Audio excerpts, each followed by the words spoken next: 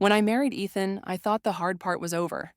We'd made it through college, long distance, the weird early career years, and somehow still wanted to wake up next to each other every morning.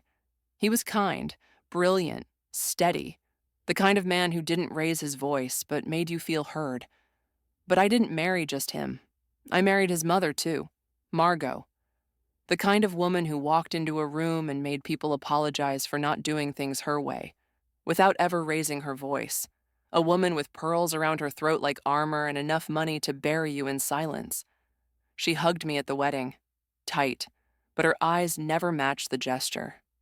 "You're very ambitious," she'd said once over tea, with a smile that was anything but warm. "Ethan needs someone softer." I smiled back, because that's what we do, us women who've had to play nice for power. But that sentence stayed with me, like a thorn. Still, I tried. Dinners, holidays, family events where she'd pour wine for everyone but me and pretend it was an accident. Ethan always said, "She's just adjusting. You're not what she expected, but she'll come around." She didn't. And then came Lauren, my best friend since ninth grade, the one who'd braided my hair before prom and cried with me in dorm bathrooms. She was everything Margot loved, delicate, agreeable, polished in that Upper East Side kind of way. And after I married into Margot's empire, Lauren came closer. At first, I thought it was support, loyalty. Then it started to feel like she was fitting in too well. She laughed at Margot's jokes before I finished translating them. She showed up early to family dinners I hadn't been invited to. She started working part-time at the foundation Margot chaired. When I mentioned it to Ethan, he brushed it off. "You're imagining it." But I wasn't. And one morning, I found out exactly how real it was. An email. Unintended. Forwarded by mistake. From Margot. Subject, replacing Claire. Timeline. And there it was. A blueprint of how my mother-in-law planned to erase me and install my best friend in my place. I must have read it a dozen times. The subject line alone was a slap in the face. Replacing Claire. Timeline. But it was the contents that truly gutted me. Lauren has agreed to be discreet until the paperwork is finalized. Ethan should be ready to sign by end of Q2. Claire won't see it coming. She's far too focused on her new grant project to notice what's right in front of her. The words sat there, clinical and cold, like I was a marketing exec being phased out, like I wasn't a person. They spoke about me like I was an inconvenience, a complication to be managed and removed. Lauren had replied, "Of course, I'd never do anything to compromise the plan. Once Ethan understands this is for the best, everything will fall into place. You have my loyalty." I sat there, numb. Laptop open, tea gone cold, the hum of betrayal louder than anything around me. I wanted to throw the laptop across the room. I wanted to scream, but I didn't. Instead, I copied the email, printed it 3 times. I didn't confront anyone that night. I didn't give them the satisfaction of knowing I saw them coming. I just watched. I watched Lauren post her usual bubbly brunch photos with captions like, "Blessed to be surrounded by love," and wondered how someone could wear my life like a coat. I watched Margot float through a gala we'd planned together, barely acknowledging me, but lighting up when Lauren arrived in a dress suspiciously similar to one I had worn the year before. And Ethan? He was distant. Too many late nights. Too many strategy meetings. Too many quiet glances between him and Lauren when they thought I wasn't looking. Still, I needed proof. I needed more than just one email to take on a family that had lawyers on speed dial and a reputation wrapped in gold leaf. So I started documenting everything. Every whispered conversation. Every misplaced text. Every financial document Lauren had suspiciously signed her name to. Because I wasn't going to beg. I wasn't going to cry in corners or plead for scraps. If they wanted war, they were going to get a lawsuit. Because when you try to erase a woman like me, you forget one thing. I leave records. Once I had the email, I knew where to look next. The foundation. Margot's prized legacy. The nonprofit she chaired. The one Ethan sat on the board of for appearances. And the one Lauren had recently started working for. Unpaid at first. It was supposed to be above reproach. Clean. Noble. But I'd seen enough behind the scenes to know money doesn't stay clean for long, especially when power and family are involved. I still had back-end access from when I helped manage their annual gala 2 years ago. Margot insisted I help because I had a good eye for logistics. Translation: I could do the grunt work and stay out of the spotlight. She never revoked my login. So late one night, I signed in and pulled everything: donations, payroll, vendor contracts, internal memos. I started scanning until I hit something odd: a payment to Lauren, $5,000, then another, $7,000, labeled consulting services. But she wasn't listed as a consultant on any project reports. Her name was nowhere near the work submitted under the line items. So I dug deeper. What I found made my skin go cold. Over the last 4 months, Margot had authorized over $48,000 in consulting payments to Lauren's personal account, approved without board oversight, flagged under Margot's discretionary spending authority. Not illegal necessarily, but definitely unethical, possibly fraudulent, especially when I found a scanned check signed by Ethan. I printed everything: screenshots, PDF backups, timestamps. The files went into a new folder I labeled WITNESS, because this wasn't just betrayal anymore. This was conspiracy. And if they were bold enough to fake loyalty while laundering credibility through Lauren's fake job title, then I was bold enough to fight fire with legal firepower. I didn't want revenge. I wanted ruin. And now, I had just enough smoke to find the match. I walked into her office with a canvas tote bag full of proof and a fire I had never felt before. Her name was Cassandra Blythe. Sharp, feared, discreet. The kind of attorney that didn't flinch when billionaires bluffed or when socialites tried to cry their way out of accountability. She sat across from me in a gray suit, black nails, no smile. "So," she said, folding her hands, "you're the wife they're trying to replace." I nodded once. I pulled out the envelope, laid it on her desk: the printed email, the financial records, the check signed by Ethan, Lauren's sudden income, Margot's direct approvals. "I want to sue them," I said, "not just for what they did to my marriage, for what they're doing with the foundation. There's enough here to investigate fraud, breach of fiduciary duty, intentional infliction of emotional distress." She raised an eyebrow. "You've done your homework." "I've lived it." She flipped through the pages in silence, her eyes scanning quickly, professionally.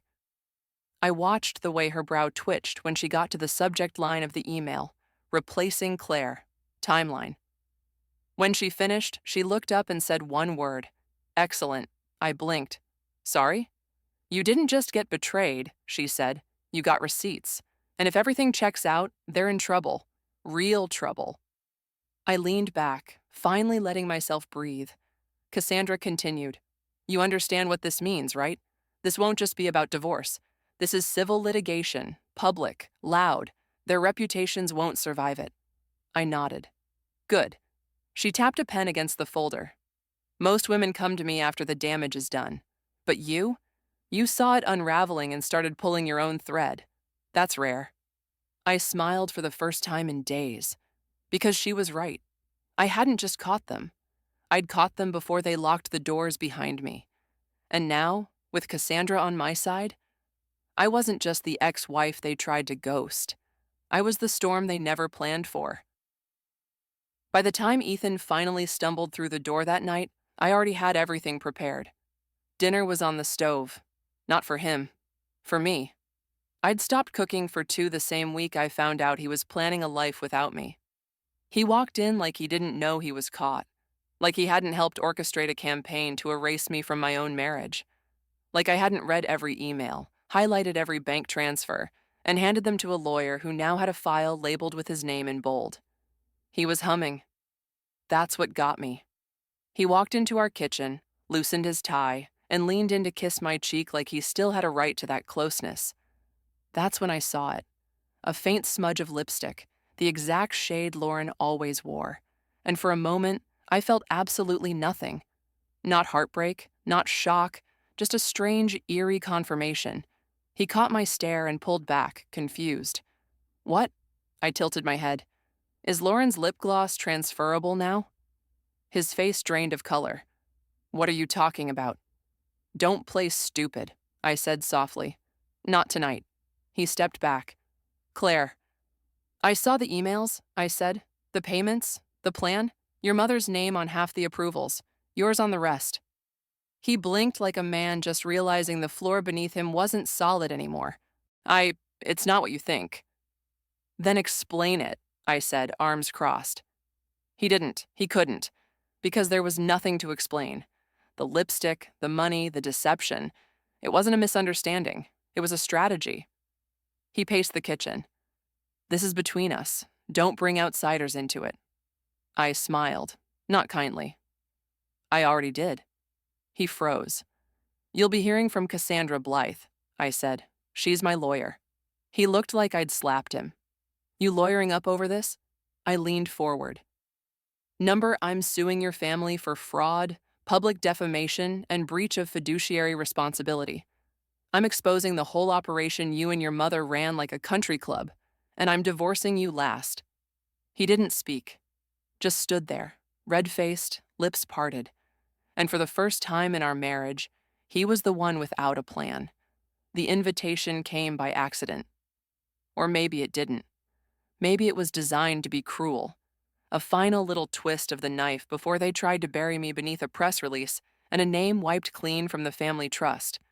It arrived in a group text thread Margot clearly forgot to remove me from. Looking forward to dinner this Sunday. Lauren, we'll have your favorite wine chilled. Ethan said you love the salmon from Lennox.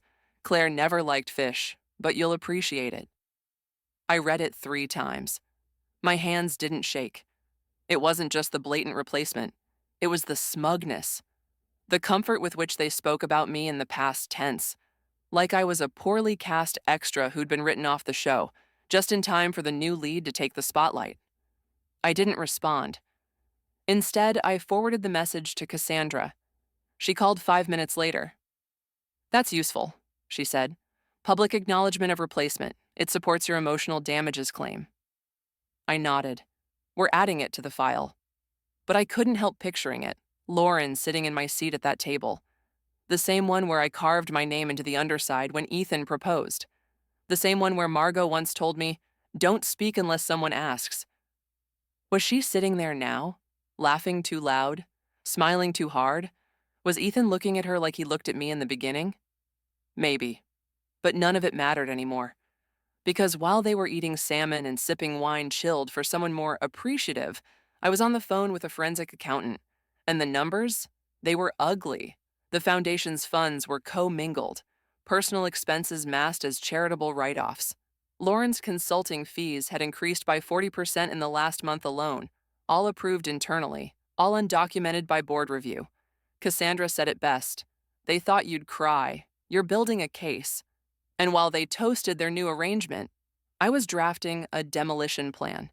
The foundation's charter was dense, legalese buried in legalese, pages and pages of bylaws written by people who never expected anyone to actually read them. But I did. I spent 3 nights sitting at my kitchen table with a highlighter and a bottle of red wine, combing through every paragraph, looking for the thing they missed, the loophole, the thread I could pull. And on page 47, buried beneath conditions about board re-elections and donor thresholds, I found it. Clause 9.3b, automatic review trigger. In the event that 2 or more board members are found to have approved unvetted financial disbursements exceeding $25,000 in a fiscal quarter without transparency to the advisory committee, the board may be subject to forced dissolution or restructuring pending legal review. I reread it twice. Then I called Cassandra. She answered on the second ring. I found it, I said. Found what? The clause. I read it to her. Silence. Then, oh, Claire, that's it. That's the noose. The clause proved what we needed, that Margot and Ethan weren't just morally compromised. They were legally in violation of their own founding documents. With Lauren acting as the conduit, they'd funneled nearly double that amount under the radar, all while pushing me out like some inconvenient placeholder. Cassandra whistled. We'll freeze the accounts, file a formal complaint. That clause? It's going to gut the board before they even know what hit them. I exhaled for the first time in days, because now I wasn't just fighting back. I was winning. Later that night, I stared at my wedding ring, still on the nightstand where I left it weeks ago. I picked it up, turned it over in my fingers, and then I slipped it into an envelope labeled Evidence A. Intentional deception. Because this wasn't a symbol of love anymore. It was Exhibit 1. And soon the courtroom would hear every detail, every dollar, every lie wrapped in salmon and smiles. It was Margot's favorite event of the year, the Foundation's annual black tie gala. An evening of champagne flutes, faux humility, and overpriced centerpieces meant to convince old money donors that their checks were saving the world. That night, the theme was Legacy in Bloom, poetic, because by the end of it, there'd be nothing left of theirs to grow. I didn't show up dressed for war. I wore emerald green, the dress Margot once called too bold for someone like you. It hugged my waist, flowed like power, and turned every head in the ballroom, including Ethan's. He didn't recognize me at first. He was too busy standing beside Lauren, her hand on his arm, her laugh too loud, her dress too familiar. I'd worn it to the same event 3 years ago. I didn't walk up to them. That wasn't my style. Cassandra arrived right behind me, flanked by a process server in a tailored tux. He blended in, looked like just another donor. Until he stepped onto the stage during the silent auction, until he pulled the mic. "Excuse me," he said, clear and calm. "I have official documents to serve on behalf of Claire Whitman against the Margot Whitman Foundation, Ethan Whitman, and Lauren Fielding." The room fell silent, a ripple of confusion, of gasps. Margot stood frozen, one hand on her wine glass. Ethan stepped forward, red-faced. "What the hell is this?" The server handed him the first envelope, then Lauren, then Margot. I stood at the bottom of the steps, watching them open the thick white papers. 47 pages of depositions, financial violations, ethics breaches, and a personal lawsuit wrapped around a marriage they destroyed. Lauren turned pale. Ethan stammered. Margot dropped her glass. The silence turned to murmurs, then to judgment, then to scandal, the kind that would be on every local paper by morning. I turned, walked out with Cassandra beside me, and as the ballroom lights dimmed behind me, I smiled. Because while they built their legacy on deception, I'd just planted its end. The press coverage hit faster than I expected. By noon the next day, my phone was flooded with screenshots, links, and headlines. The society blogs were feasting, and the business journals weren't far behind. Whitman Foundation faces legal storm amid fraud allegations. Charity or cover-up. Lawsuit targets, power couple and new protege. Ex-wife files lawsuit that could dismantle philanthropic empire. And then came the official statement, released through Margot's PR firm, printed on letterhead, spun with just enough faux regret to pretend they hadn't been caught red-handed.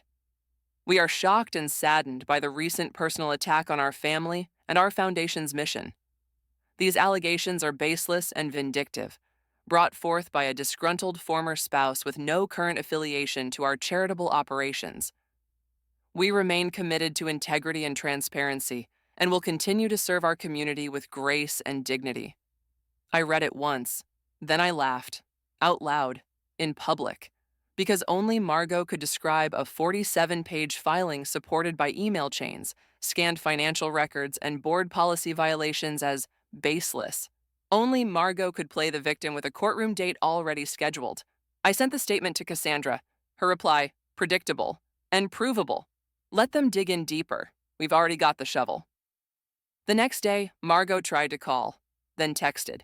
"Claire, let's talk. This is getting out of hand." I didn't reply. Because it wasn't out of hand. It was finally in mine. I wasn't hiding behind politeness anymore. I wasn't protecting people who weaponized power in pearls and invitations. They said I was vindictive. They said I was angry. They were right. I was righteously angry. And with every headline, every whisper, every crack in their public image, I was proving something they never saw coming. That the woman they tried to erase had just become the one writing the final chapter. It started with a post, a carefully filtered selfie, the kind she used to send me when we were 19 and bored, now repackaged with a hollow caption and a desperate undertone. People will always try to tear down what they can't control. I know who I am. I know my heart. The comments were a mix of confused followers, loyal enablers, and the internet's growing chorus of skeptics. But the real message came an hour later. Direct to my inbox. "Claire, please. We need to talk." I stared at the screen. Not because I was surprised she'd reached out, I knew she would eventually. That was always Lauren's style: play loyal, play innocent, and when it falls apart, play victim. I didn't reply right away. I waited 2 days. Then I said, "There's nothing left to talk about. You made your choice. I just finally made mine." She messaged back in seconds. "It wasn't supposed to go this far. I didn't know Margot was going to involve the foundation. I thought it was just about Ethan." I stopped reading. The woman who once held my hair back while I cried over boyfriends, the woman who stood beside me at my wedding in a lavender dress I picked for her, was now asking for understanding. Not because she was sorry, but because the walls were closing in. I sent one final message. "You had a front row seat to my life, and you chose to walk off stage and replace me mid-act. You weren't a bystander. You were the plan. And now you're a footnote in the takedown of your own choosing." She never replied. Later, Cassandra forwarded a deposition request. Lauren would be testifying, under oath. And the best part? I didn't need her apology. I had her signature. Because in the end, when people show you who they are, not in words, but in paper trails and betrayal, you don't wait for them to make it right. You just let them burn with the truth. It came through Cassandra in a sleek white envelope with a gold seal. Classic Margot. Always trying to dress poison in pearls. Inside was an offer, an absurdly generous one, if you didn't know where the bodies were buried. The Whitman Foundation would like to resolve this matter privately. We are prepared to offer a financial settlement in the high six figures in exchange for a full withdrawal of the civil lawsuit, non-disclosure agreement, and no further public comment. Translation: take this money, disappear, and stop embarrassing us. Cassandra slid the envelope across the table toward me. "What do you want to do?" she asked, already knowing the answer. I didn't even touch it. "I want them to feel what it's like to be powerless," I said, "even for 5 minutes." Cassandra nodded. Then we pushed forward. I looked at the envelope, thick, presumptuous, and utterly useless to me, because it wasn't about the money. It was about the message that people like Margot don't get to erase their crimes with checks, that women like me don't fold just because they're offered hush money in a monogrammed envelope. She didn't understand that I wasn't angry about being replaced. I was angry about being underestimated. That night, I framed a copy of the offer and hung it in my home office. Not out of pride, out of memory. Because sometimes, the thing that keeps you steady isn't the fire. It's the reminder that someone once tried to buy your silence like it was clearance rack merchandise, and you said no, not because it wasn't tempting, but because your voice was finally louder than their wealth. I messaged Cassandra: decline, public trial, full press coverage. And in doing so, I gave Margot what she feared most: not exposure, accountability. I was sitting in the front row, legal pad in my lap, hair tied back, suit sharp, the picture of composure I'd spent weeks constructing. Inside, I was steel, calm, clear. He took the stand on the third day of hearings. Ethan Whitman, once the man I thought would protect me, now squirming under oath, trying to explain why $48,000 had been funneled to Lauren under a consulting agreement no one could verify. He looked like a shadow of himself, paler, thinner, unsure of where to rest his eyes. Our lawyer asked the questions. He answered, clipped and careful, clearly coached. Then, during cross-examination, they asked him a final question. "Do you believe your wife deserved to be removed from her position in your family and foundation?" He hesitated, looked at me, and for the first time in months, I met his eyes. "Claire," he said quietly, "I never wanted it to go like this." The room held its breath.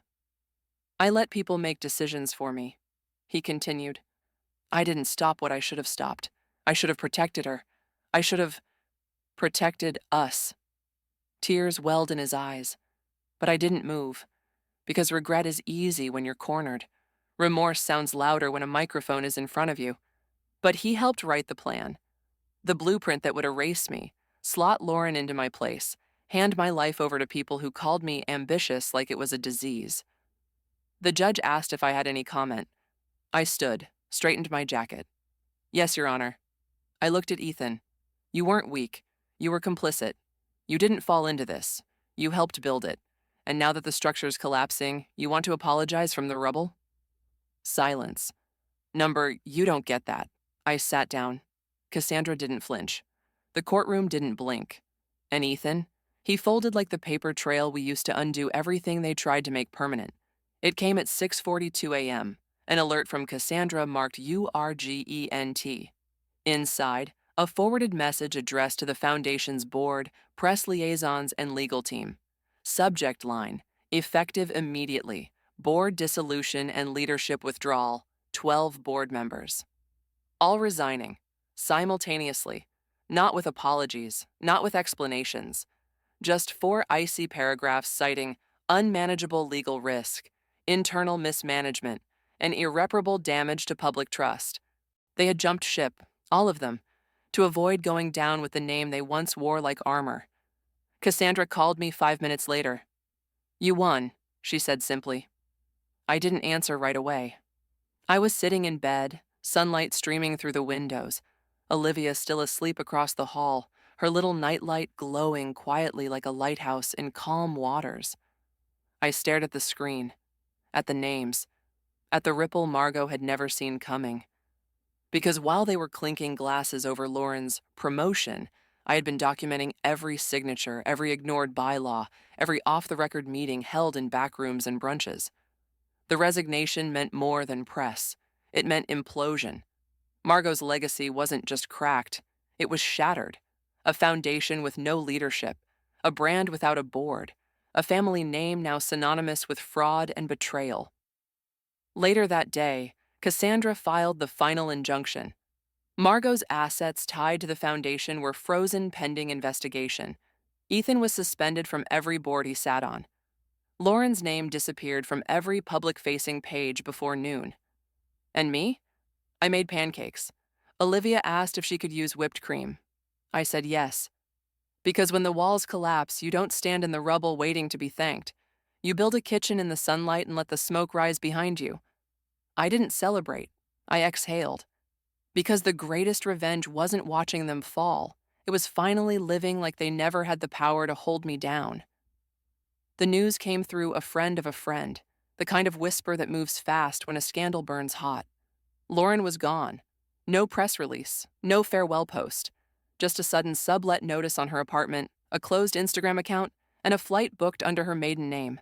She vanished exactly the way she entered my downfall. Quietly, calculated, and pretending it wasn't her fault. But this time, she didn't disappear with my husband's hand in hers or Margot's blessing. She disappeared under a cloud of subpoenas and shame. I didn't gloat, didn't text her, didn't need to. She had finally become what she tried to turn me into, replaceable. The same reporters who once called her the poised new face of the Whitman legacy were now publishing editorials titled, "How the Darling of Philanthropy Became a Ghost," and the board members who once praised her work ethic couldn't remember hiring her at all. It's funny how fast loyalty fades when it's no longer convenient. I was at the park with Olivia when I found out. She was running toward the swings, laughing in that full-body way kids do when they've never been told to shrink. A message popped up on my phone from Cassandra. Subject, FYI, she's gone. Airport footage confirmed.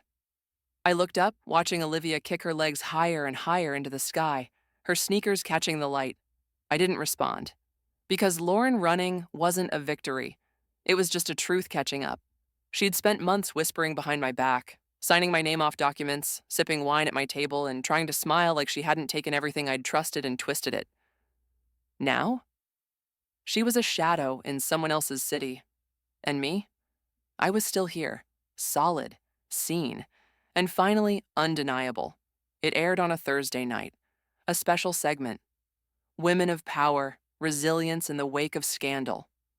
There she was, Margot Whitman, dressed in all white like an apology, sitting across from a perfectly sympathetic anchor who tossed her soft questions like lifelines. I watched from my living room, Olivia asleep down the hall, the screen glowing like a wound I already knew how to bandage. "This has been a devastating time," Margot said, voice steady, rehearsed. "I built the foundation from the ground up. I made mistakes. I trusted too many people. Too many people, as in me." She never said my name, not once. But she didn't have to. She spoke of disgruntled ex-family members, of emotional vendettas, and of how no woman should be punished for holding her family together while others try to tear it down. I almost choked on my tea. She was rewriting history in real time. A woman who handed my best friend my life on a silver platter and now wanted the public to believe she was the victim of some emotional overreaction. But what she didn't know, we were already 3 weeks into depositions. Every lie she spun on that couch had a time-stamped document waiting in Cassandra's evidence file. Every vague deflection matched with receipts. The network's comment section exploded within minutes. Some praised her poise. But most asked the right questions about the money, the board resignations, the timing, the woman she never named. That night, I didn't scream. I didn't post a rebuttal. I didn't even call Cassandra. I just smiled. Because you can sit on national television with makeup and a script and try to wash away the truth, but you can't unring the bell. And Margot? She rang it when she tried to replace me. Now every echo belonged to me. 6 months. That's how long it took to dismantle the legacy Margot spent 3 decades building out of donations, deceit, and designer gowns. But in the end, it only took the judge 6 minutes. The courtroom was full. Press in the back row, associates with stiff jaws, Margot in her signature black sheath dress like she was attending her own funeral. Ethan sat beside her, pale, quiet, hollowed out. I didn't look at them. I kept my eyes on the judge. After thorough review of financial records, email correspondence, deposition transcripts, and organizational bylaws, this court finds sufficient grounds to rule in favor of the plaintiff, Claire Whitman. The room exhaled. Effective immediately, the Whitman Foundation shall cease operations and enter court-appointed dissolution, all accounts frozen, all assets reviewed. Furthermore, restitution shall be awarded to the plaintiff in the amount of $2.1 million for damages, breach of trust, and emotional distress. I sat still, didn't blink. Cassandra placed a hand lightly on my arm, steady as stone. Margot didn't speak, but her mouth tightened. Ethan looked at me for the first time in weeks. His eyes didn't say sorry. They said, "How did this happen?" And I almost laughed, because it didn't happen. They did it. They built a betrayal so arrogant, so paper-thin, they forgot I was still standing inside the wreckage, until I walked out of it with evidence in one hand and justice in the other. Outside the courthouse, reporters shouted questions. "Claire, how do you feel? Was this revenge? What's next for you?" I smiled. Not for the cameras. For myself. I'm just going home. And that was true. Because I wasn't chasing headlines. I was reclaiming a life they once tried to write without me. Now, I was the author.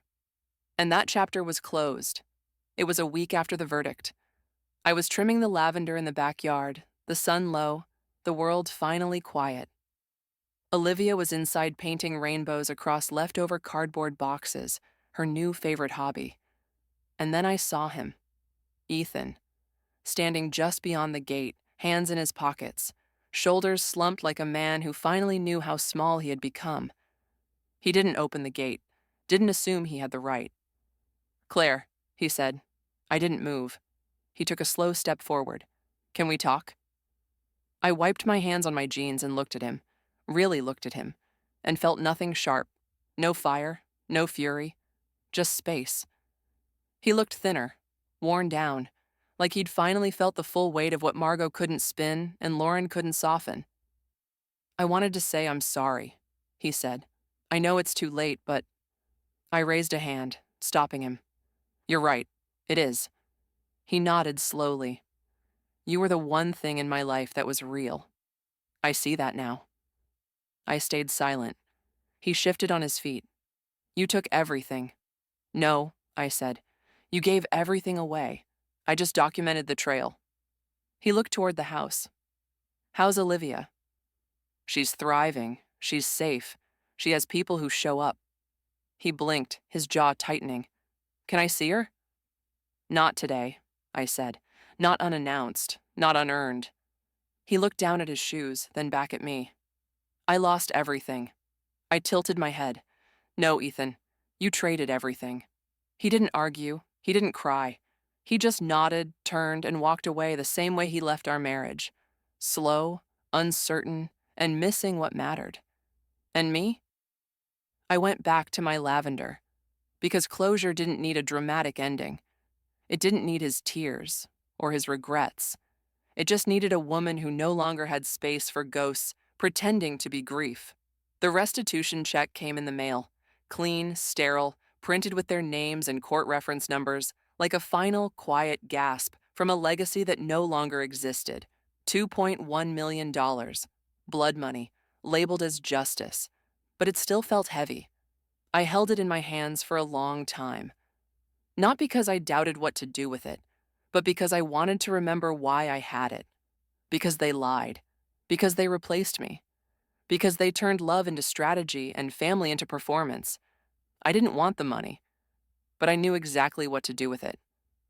I called Cassandra, told her to release $600,000 directly to the investigative team that uncovered the fraud, to keep their work going for other women like me. Silent women, cornered women. I set aside what Olivia needed for school, for therapy, for freedom, and then I donated $1 million to 3 organizations, one for single mothers, one for whistleblowers, and one for women rebuilding after betrayal. And I made sure the donation was in my name. No trust, no foundation, no branding. Just Claire Taylor. Nothing erased, nothing rewritten. A journalist called asking if I wanted to be interviewed about how it feels to dismantle a dynasty. I declined, because it wasn't about taking something from them. It was about giving something back to myself. That evening, Olivia asked why I was smiling. I told her, because we're helping people. She nodded like she already understood, and then she hugged me, tight and quiet, and whispered, I love our life. And that was the only kind of wealth I ever wanted to earn. Not from their pockets, from my own power. It came through a polished email. Women in leadership, reclaiming your seat at the table. At first, I thought it was a mistake, a glitch, the kind of invitation that lands in your inbox when someone else with the same name forgets to update their contact info. But it was real, personalized, director. They wanted me to speak, not as Ethan's wife, not as Margot's former daughter-in-law, not even as the woman who sued a family empire into the ground, as Claire Taylor, the one who built a new legacy out of what they tried to erase. I almost said no. Then I thought about how many rooms I had once sat in silently, while Margot spoke over me and Lauren smiled sweetly beside me, already reaching for what wasn't hers. I said yes. The panel was held in a glass atrium downtown, all soft lighting, sharp heels, and people pretending not to know your story before they ask you to tell it. I sat between a CEO and a senator, and when they asked me what advice I had for women being pushed out quietly, I didn't flinch. I told them, if they underestimate you, let them. If they replace you, make them regret it. If they erase you, rewrite the damn ending in ink. The room went still. Then someone clapped. Then the whole room did. Not for the scandal, for the survival. Afterward, a young woman approached me, tears in her eyes, voice trembling. My mother went through something like this, but she never fought. I think about that a lot. I nodded. You still can, I said, and in that moment, I knew. This wasn't about vengeance anymore. This was about volume, mine. Heron every woman who's ever been replaced, rewritten, or silenced. I didn't need the table anymore. I'd brought my own chair, and it was made of steel. I stood at the edge of my new garden, soil on my hands, sun on my face, and peace in my lungs. The air didn't feel tight anymore. It didn't carry the scent of apology or smoke. It smelled like lavender and freedom. The foundation was gone. The lawsuit was closed. The checks were cleared. The headlines had faded. But I was still here. Stronger. Sharper. Softer, too. But not in the way Margot once demanded. Not the kind of soft that folds. The kind that blooms. Olivia ran barefoot across the yard, a popsicle melting down her wrist, laughter spilling from her mouth like it had never been stolen. She stopped, spun, and yelled, Mom, come look! My sunflower's taller than me now. I smiled, because so was I.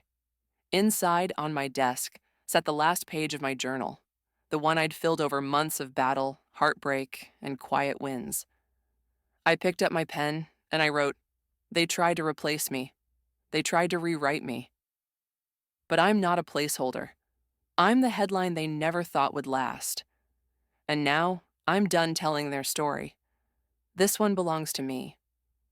I closed the journal, slid it onto the shelf beside Olivia's art and court transcripts that now felt like distant echoes. Then I stood up, walked outside, and joined her under the sun.